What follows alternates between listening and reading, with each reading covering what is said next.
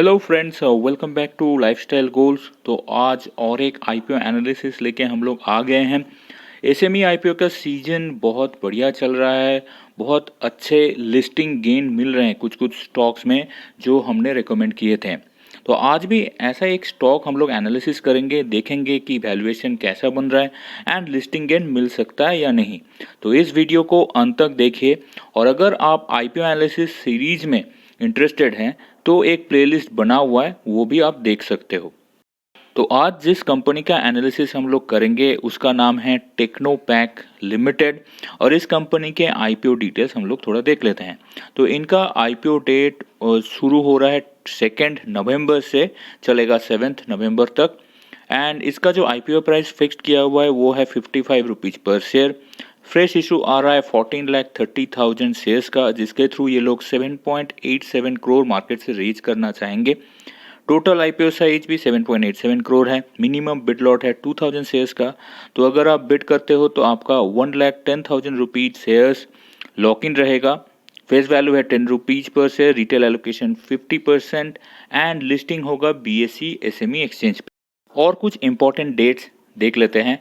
तो finalisation of basis of allotment होगा 11 नवंबर। इनिशिएशन ऑफ रिफंड्स होगा 14 नवंबर। Transfer of shares to demat account होगा 15 नवंबर।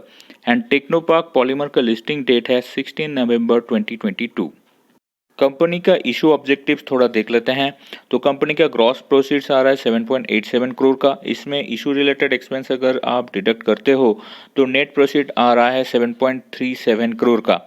तो इसमें से ये लोग जो फंड यूटिलाइजेशन करेंगे वो है part funding to purchase and setup additional स्केमी SME plant for manufacturing HDP beverage closure. तो एक प्लांट ओपनिंग करने के लिए ये लोग ऑलमोस्ट 6.38 करोड़ यूज करेंगे। उसमें से फिर वर्किंग कैपिटल के लिए इनका लगेगा 73 lakhs and general corporate purpose के लिए भी 73 लैक्स लगेगा। तो ये एक अच्छी बात है कि कंपनी जो भी फंड रेज कर रही है वो अपने ग्रोथ प्रोस्पेक्ट के लिए यूज करेगी। तो कंपनी एंड इंडस्ट्री के बारे में थोड़ा और डिटेल में जान लेते हैं। तो this company manufactures high quality PT preform on 48 cavity state of art world class Milacron machine and Acme mould with Technopet brand name. तो ये जो इंडस्ट्री से बिलोंग करता है ये बेसिकली प्लास्टिक इंडस्ट्री है। प्लस प्लास्टिक पैकेजिंग इंडिया में and world में बहुत ज़ोरों से बढ़ रहा है।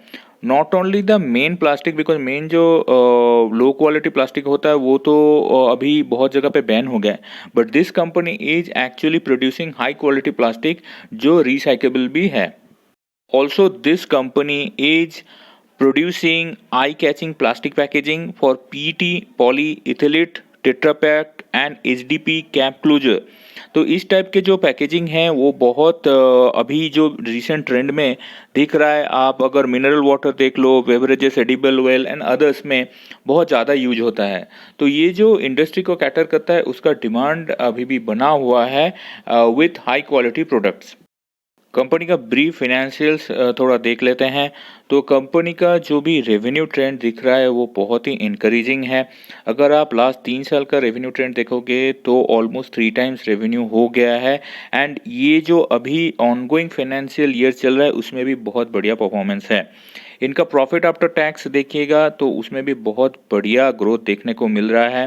करंट नेट एसेट वैल्यू इनका है ऑलमोस्ट 30 के आसपास एंड इनका ऑफर प्राइस 55 रुपीज़ में आ रहा है। तो almost less than 2x multiple में ये लोग अपना ऑफर प्राइस लेके आ रहे हैं।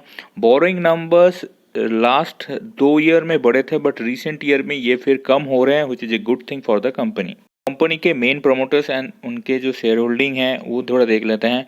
तो कंपनी के जो मेन प्रमोटर्स हैं वो है मिस्टर कल्पेश कुमार ईश्वरल पंड्या, जिनके पास 13.24% स्टेक है। एंड मिस्टर चेतन कुमार ईश्वरलाल पांड्या, जिनके पास 15.44% स्टेक है। तो प्रमोटर्स के पास ऑलमोस्ट 28.68% स्टेक है। बाकी उनके फैमिली एंड फैमिली फ्रेंड्स के पास टोटल मिला के 71.32% प्रोमोटर ग्रुप के पास स्टेक है। तो overall total promoters and promoter group मिला के 100% स्टेक इस कंपनी में है। Litigation and contingent liabilities analysis थोड़ा कर लेते हैं। तो कंपनी के ऊपर कोई भी लिटिगेशन नहीं है, which is a very good thing.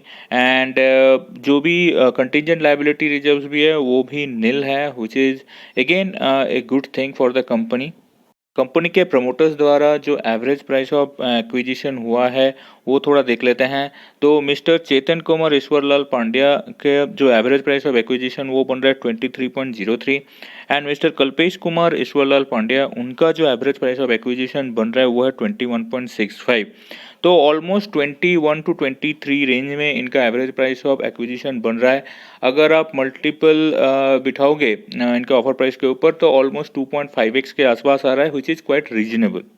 Company का पीएनएल एनालिसिस थोड़ा कर लेते हैं। तो एज ए सेड, इस कंपनी का जो रेवेन्यू फ्रॉम ऑपरेशन है वो लास्ट कपल ऑफ ईयर्स में बहुत अच्छे तरीके से ग्रो किया है, which is a very good thing.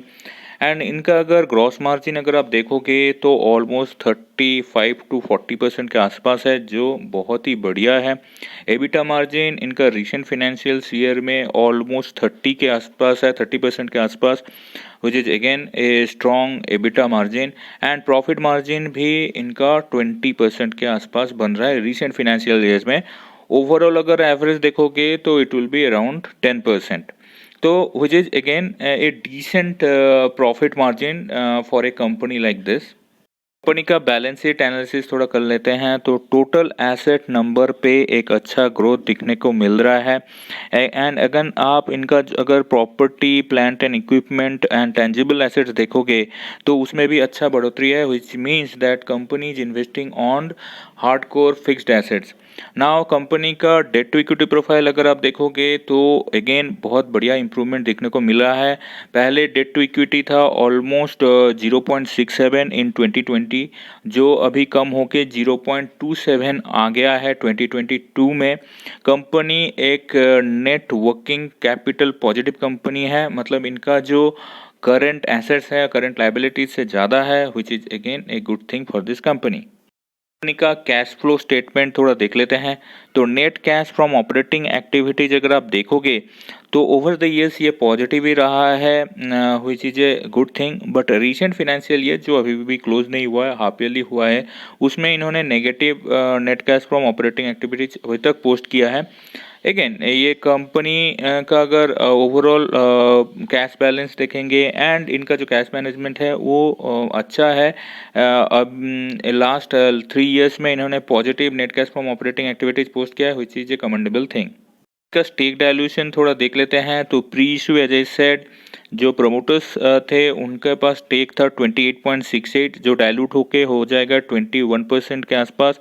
And promoters group के पास था 71.32 स्टेक, जो पोस्ट इशू डायलूट होके हो जाएगा 52.44। तो ओवरऑल ऑलमोस्ट 26.5% का स्टेक डायल्यूशन होगा आफ्टर द इशू। तो आ जाते हैं most important section of this video, that is the valuation. तो जो क्वालिटेटिव फैक्टर्स कंपनी के ऑफर प्राइस डिटर्मिनेशन में लगे हैं वो है existing customer base, good orders and enquiries for the product, good market prospects for products, qualified and experienced promoters, plan to use more automation, optimal utilisation of resources. तो company का valuation अगर आप देखोगे तो इनका जो वेटेड एवरेज ईपीएस बन रहा है वो है 3.26।